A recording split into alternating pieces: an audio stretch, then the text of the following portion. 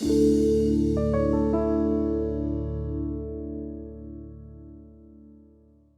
everybody. Welcome back to our series of podcasts that we call Menninger Mindscape.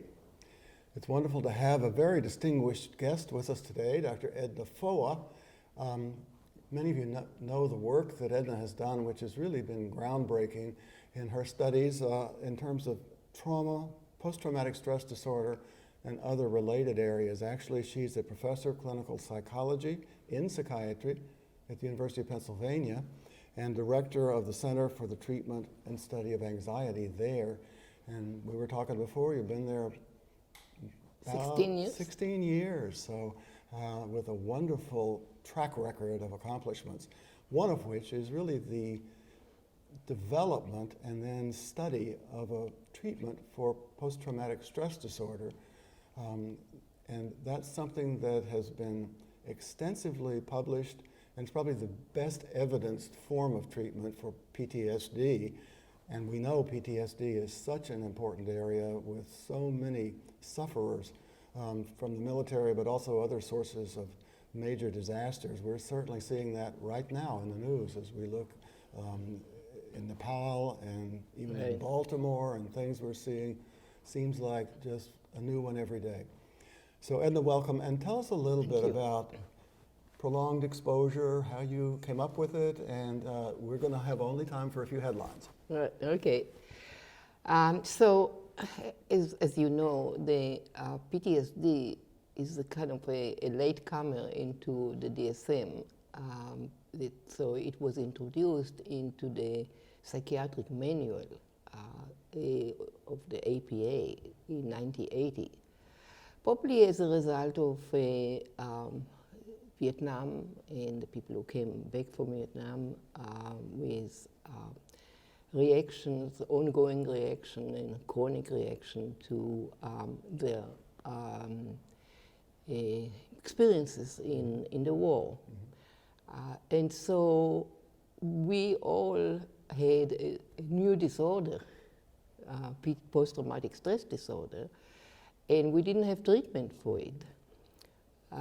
So I'm sure, and I was sure, that I saw PTSD among my patients. We just didn't call it. We thought that there were kind of generalized phobias, other anxiety disorders.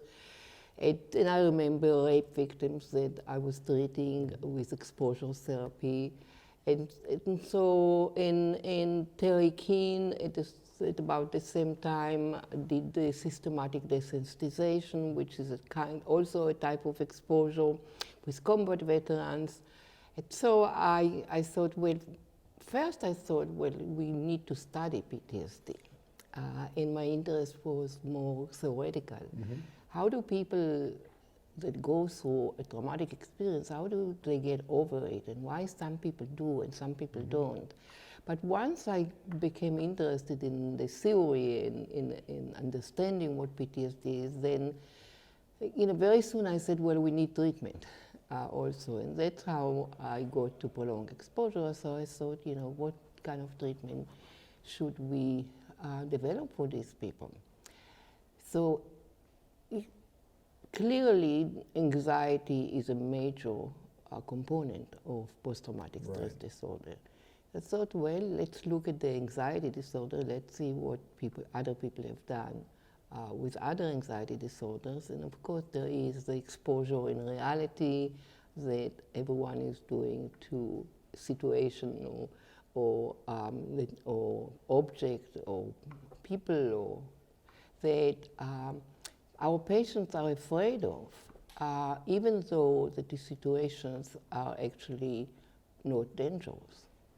And how do we teach them that the situations are not dangerous? We ask them to approach the situation, and when they approach the situation and they find that what they are afraid of does not actually occur, then gradually they learn not to be afraid. Mm-hmm. But PTSD has something else that is unique to PTSD, and that is the being haunted by the traumatic event. Mm-hmm. So what do you do with the traumatic event? And then I thought, well, one way to understand, why that traumatic event is haunting people is that they didn't process, they didn't digest it, because the memory is so painful that they try to avoid thinking about it. And that was a process that was happening without necessarily it's being deliberate at all. This was, would that be what you thought? That their tendency to avoid. I wouldn't say that they don't think about it. I mean, when a traumatic experience and the memory comes to their mind, intrusive thoughts, in flashbacks, nightmares. In nightmares, they wake up, they try not to think about it. So the process of trying not to think about it is clearly strategic procedure. Okay. So they say, this is I don't like to think about it. I try to think about something else. And I thought, well, if people avoid thinking about the trauma and they avoid the situations that remind them of the trauma, then they don't have the possibility, they don't have the opportunity to actually process the trauma, kind of put it together, try to understand what happened, and put it aside and kind of process and put it aside and put it as something terrible that happened to them in the past. But it happened in the past and it's not happening in the present. So that was the idea of developing prolonged exposure, that there is two components to it, two major components to it. One is imaginal exposure, and that is to say we ask patients to revisit the trauma in their imagination and to actually recount the trauma aloud. And then we tape, we audio tape it, and we ask them to listen to what their description of the trauma. So you asked them to talk about it, record it, and then you asked them to listen to the recording? At home. At home, okay. Right.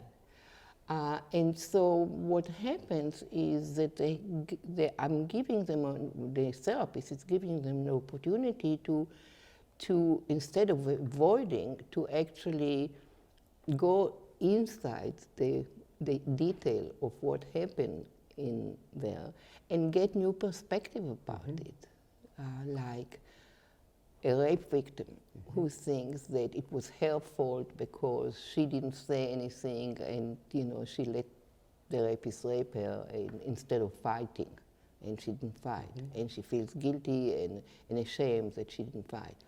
But when she started to think about it rather than avoiding, she remembers that there was a gun there, and that the rapist said, if you don't do what I ask you to do, I'm going to kill you. And then that's why I didn't fight. I didn't have any choice. Which is a level of understanding that would immediately potentially be helpful. That's right. And so the guilt and the shame just kind of dissipated. And it wasn't fault, it was his fault. So that's what imaginal exposure does. And then, you said that's one part of it. Right. That's the imaginal exposure or the revisiting. And at home they can even be more aware of what happened when they listen to the recording, because when they are in the session, then they have to produce the narrative. They are busy. They are doing other things other than listening to themselves. But at home, they only listen, and they can then say, "Well, there was a gun. The guy was twice as big as I am. And what could I do?" Right. But that's an example where there was a big guy with a gun. Maybe there are other examples where. Well, at war, so you have many soldiers that come back and they said, "I feel terribly guilty because I could have saved my friend. He was killed and I could have saved him." Okay, so we asked him to imagine what actually happened and where was he and where was his friend. Right. And he realized that there was no way he could have saved him, because he was 50 No, that's another good feet, example. yeah. Right. Yeah. And so that's kind of what happened in revisiting or imaginal Right. exposure. Now that's not enough, and then the other component would be what we call in vivo exposure, in exposure in reality. So the patient and the therapist are making a list of situations, of objects that they avoid, not because they are dangerous, although, how does the patient know they're not dangerous? The patient thinks they're dangerous. But you say, before the trauma, did you go to these places? Is your wife goes to these places? Or your children go to these places, right? So we establish that other people don't think that it's dangerous. And we create a list of situations like this, object situation, people, and we ask the patients to approach those situations, starting from an easier one and going to more and more difficult one. And what happened when they go to those places and they stay for a while, they realize several things. They realize, first of all, that the anxiety or the distress goes down without escaping or avoiding. Secondly, they realize that, as they do it again and again, that the situation is not dangerous. I mean, they are not being attacked. Right? They realize that that anxiety does not stay forever as they thought it would, or they want. And that they can tolerate it. They're not so weak as they thought. They can tolerate the anxiety, they can tolerate the distress. And then they start to feel good about themselves. So in a way, you sort of concentrate the focus on the specific event and reverse the generalization that has happened, where there was just a fear of anything associated with it. Well, and we do know that people have more than one trauma. Most people have more than one trauma. If you are in Iraq for a year, you're going to have more than one trauma. Right? Sure. So, and many people are raped again, or sexual abuse, child sexual abuse is repeated rapes. So we ask the patient to actually tell us which is the trauma that haunts them the most at the present. And that's the trauma that we are going to work on. And the idea is that with you work on the trauma that upsets them the most, they can generalize to other traumas. And they can say to themselves, if I could manage this one, I certainly can manage the ones that are not so terrible. So you prioritize them in that way. Well, it makes the treatment more efficient, because if you had to do each and every trauma, it would take forever. And this treatment is 8 to 15 sessions. So it's 8 to 15 sessions. Yes. And can you make a generalization about, I know this is tricky because there are many different types of trauma in many different groups, but what percent of patients generally do benefit and get really better with this treatment? Well, it depends on what really better is, right? But if we say that clinically significant, that the patient and you say that, they go to places they didn't used to go, that when they think about the trauma, they don't fall apart, and, they think about it with sadness. Always, it will be always a sad, distressing event, but not with distress that kind of disrupts their life, right? So among rape victims, we saw 85%. 85%, that's amazing. Yeah. I mean, because this is very disabling, the results of the trauma itself, and for 85% response. Yeah, 85% response. I don't know in veterans, because I don't have the numbers, and I think that among active military, we are doing now a study in Fort Hood with active military personnel who have PTSD, mostly from Iraq and Afghanistan. And I don't have, the study is going to be finished in 3 months, and we will have 350 patients, you So know, that'll be a active very military. interesting set of results. So we Yeah. will see what it is. I'm saying, I think it's less than 85%. Okay, but But still high. It's still, you know, probably more than 50 or Yeah. 60%. Well, that's But I don't know the accurate numbers. 50 to 60% is I important. if you know, how it that's comes out. my, you know, Your that's guess. my guess Yeah. now. Now, we're going to run out of time. In fact, probably already have, but let me ask one last question. I had a chance to visit Fort Myer and the Intrepid Center, which on Fort Myer is this wonderful research operation where they're looking at all kinds of aspects of combat, physical and psychiatric. And one of the things they have is a virtual reality room where they simulate Yeah. being in the battlefield. Right. Have you had experience with that? Is that something that is useful? Well, we don't know that whether it's useful or not. We don't really have the way that virtual reality is usually used is in combination with prolonged exposure. Okay. So it's kind of a tool that supposedly helps the patient instead of relying only on their imagery, or going out to places, they can simulate them. Right. It would be sort of with variation on the second component that you were Or talking even about. the first component, Wow. I mean, because they're showing. Just a more vivid way to imagine it in some way. Yeah, but so we don't have evidence actually that it works better than prolonged exposure. Okay. And I think there are a study or two that are looking at it. I don't think that it's needed. I Okay. think that it's a gimmick.